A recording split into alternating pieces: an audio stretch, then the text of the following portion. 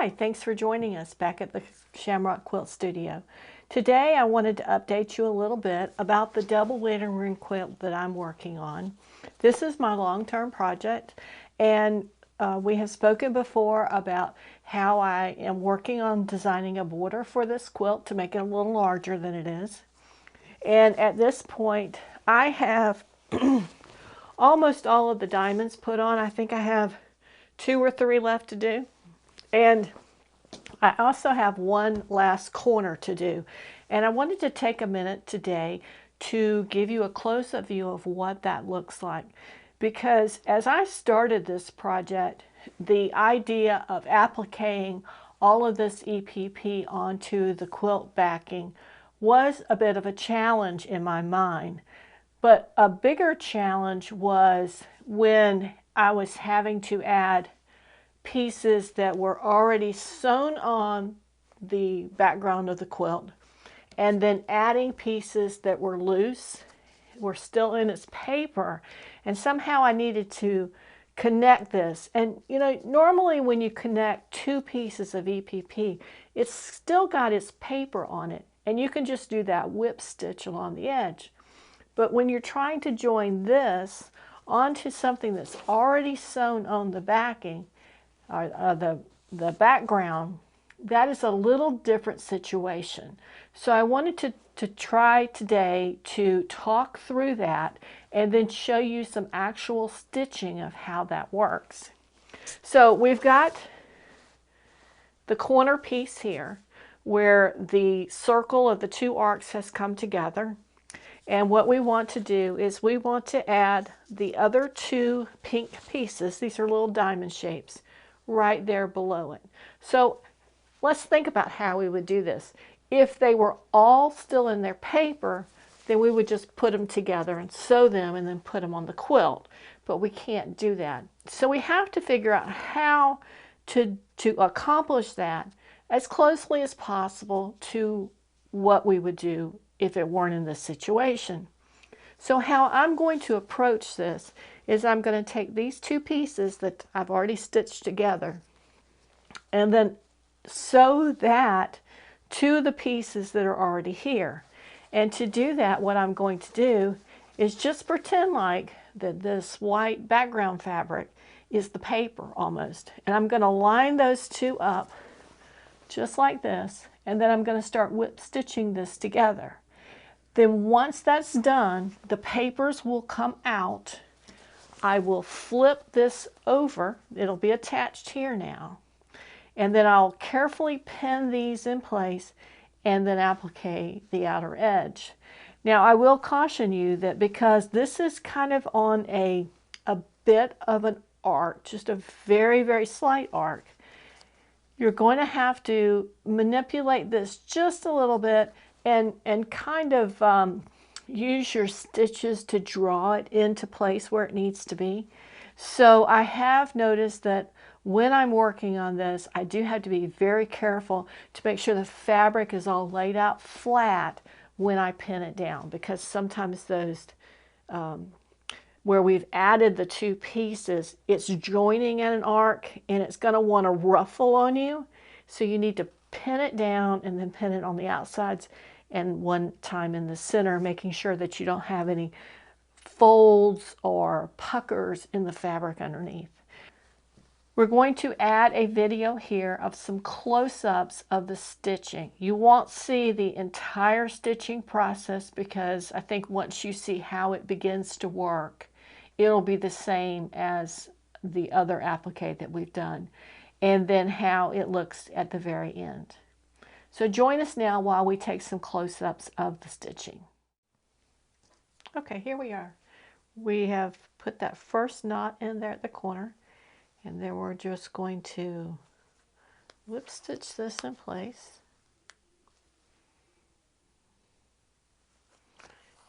Catching just a couple of threads each stitch.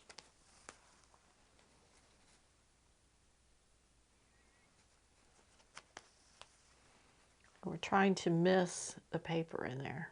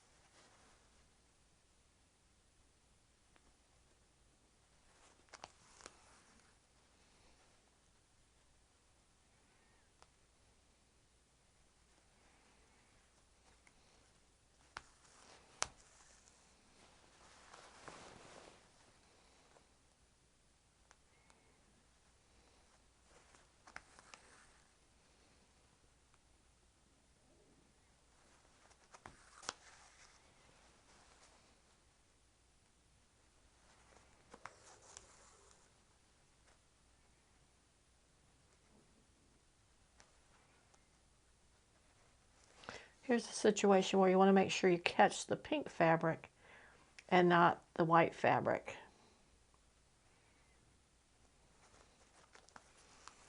Or it won't get tacked down to each other. Now in this situation, it looks like the one on the bottom has stretched just slightly. So we want to make sure that we grab that one, maybe pull it back just a couple of thread lengths and stitch it together.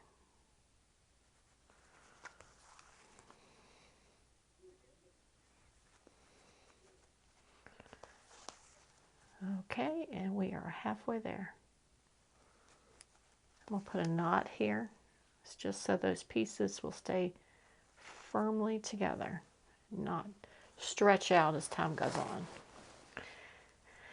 And then we're going to get the other side. You do see it's a puckering just a little bit here.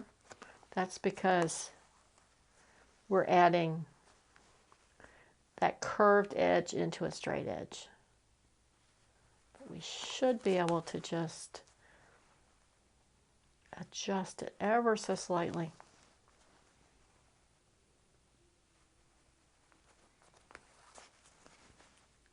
We've definitely got a knot in there.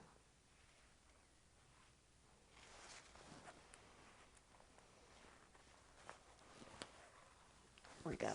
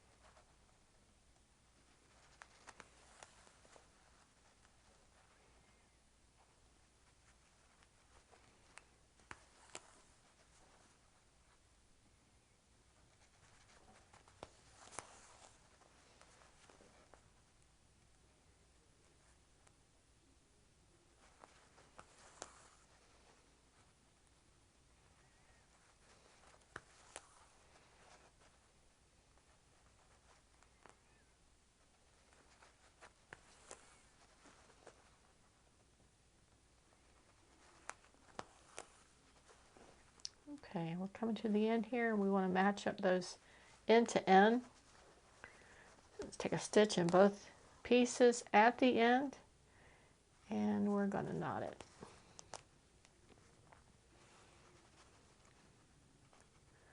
And I expect this to get some wear, so we're going to knot it twice just to be sure. And then I'm going to run that thread down that fabric right there, just to hold it in place and make sure the edge of the tail of that fabric is well under.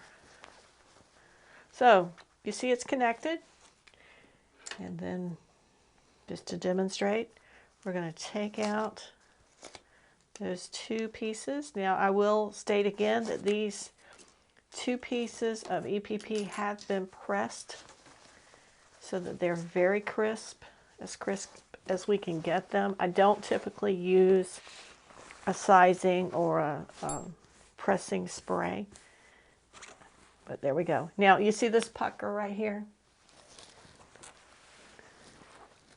That's what I was talking about making sure that it's down and it's very flat as you can be. And then when we flip this over, there we go. Now, you may find that your stitches here aren't quite as invisible as they normally would be, but that is because you're working on a piece that only has paper on one side. So let me grab some pins, and we will, there we go, pin this in place. And I'm going to put a pin here at the end. Another pin at the end. Sorry, you can't see me for my hands there. Now I'm going to put a pin here on this piece towards the center, and a pin here That's well pinned down.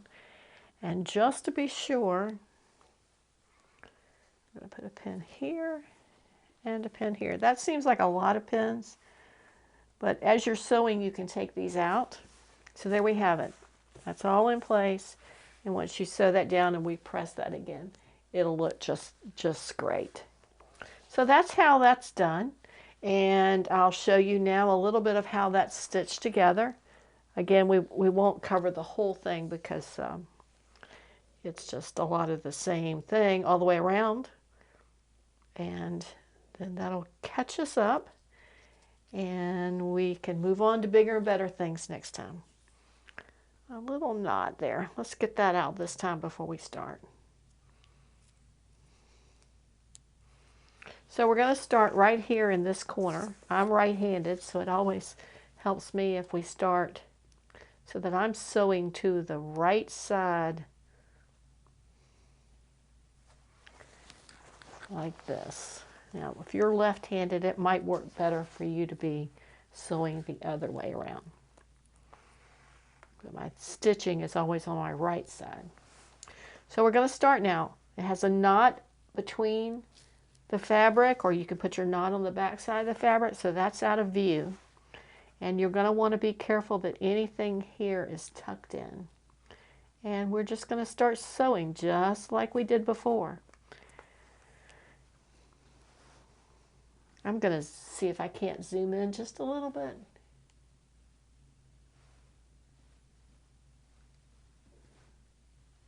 Okay, there you go. Now you can really see what's going on. So we're going to take this needle in right here, right at the very edge, just slightly under it, and we're going to pull it up right on the fold. And we're going to pull it through, pull it firm, and we're going to do the same thing. Needle in just slightly under that fold into the white fabric, back up at the fold. Sometimes I can be a little bit of a perfectionist there. And again, and I do like to show you exactly how it's supposed to be done. I apologize if that can be a bit of annoying when I'm trying to stick it in. I have to try a couple of times, but I want you to see that sometimes you're going to need to do that if you want your stitches to be invisible. If you don't mind that your stitches show, that's not really a concern. Okay, so we'll just go here to the corner, and I think you'll get the idea.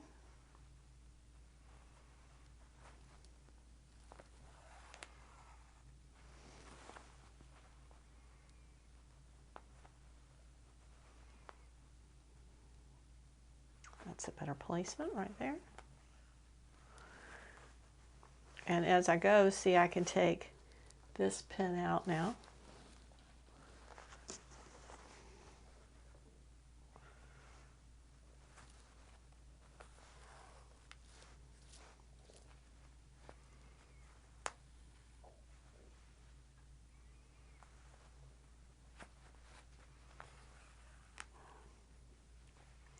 And here we are at the corner, and I think I've mentioned it before, but on these pieces that have the sharp corners, I like to take a stitch on one side. It caught the pin there, so we're just going to back it out a little bit and get it tight. On the pieces that have a corner, I like to do one stitch on one side, come in, come back up, just right down there, add that corner on the other side, and that's going to hold it really nice and firm for you. If you were concerned about it, if you had a big piece with a point there, you might want to bring your thread back through to the back and knot it. But for this one, that'll do fine. And that's it. And we're just going to go around the rest of it, and we'll have that piece installed. And we are very close to adding our borders. Well, I hope you enjoyed that. And I ask that you like this video and subscribe if it was helpful to you in any way, so we know what you're interested in seeing. And if you'd like to, add a comment below with your experience with applique and EPP. That would be very helpful. Thank you so much, and have a great day.